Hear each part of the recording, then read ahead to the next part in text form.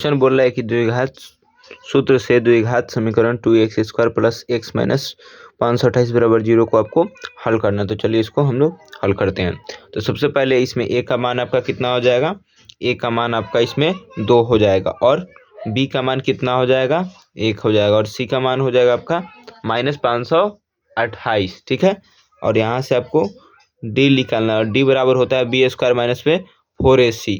तो b² minus में 4ac, तो b का मान यहाँ पर 1 दिया है तो यहाँ पर 1 रख के इसका स्क्वायर कर लेंगे और माइनस में 4 गुने a का मान 2 दिया है तो 2 कर लेंगे और c का मान -528 है तो -528 कर लेंगे। ठीक है, और 1 का स्क्वायर आपका 1 हो जाएगा और माइनस यहाँ से हम लोग प्लस कर लेंगे और 4 दूने यहाँ पर 8 हो जाएगा और 8 से गुना करेंगे इसमें तो 4224 हो जाएगा, 4224 हो जाएगा और दोनों को जोड़ते हैं तो 4225 हो जाएगा।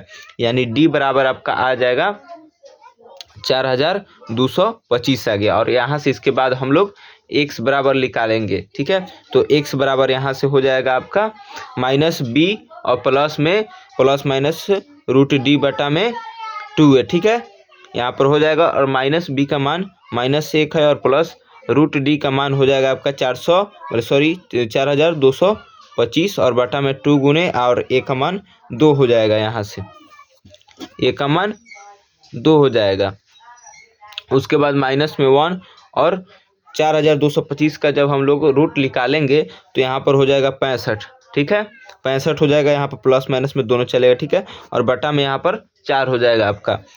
ठीक है, और यहाँ से आगे करते हैं तो हो जाएगा माइनस में 1 और प्लस में यहाँ से ऐसे कर लेते हैं, 65 यहाँ से घटेगा तो 64 हो जाएगा और बटा में 4।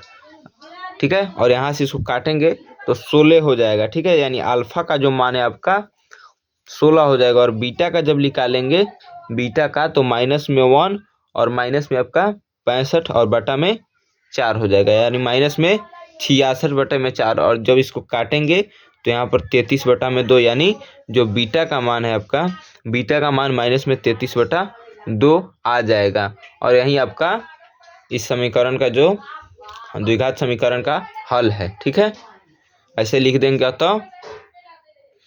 अतः 2 हल हैं। ठीक है, कौन कौन से, पहले जो आया था 16 और दूसरा कितना आया है -में 33 बटा 2 होगा। ठीक है, धन्यवाद।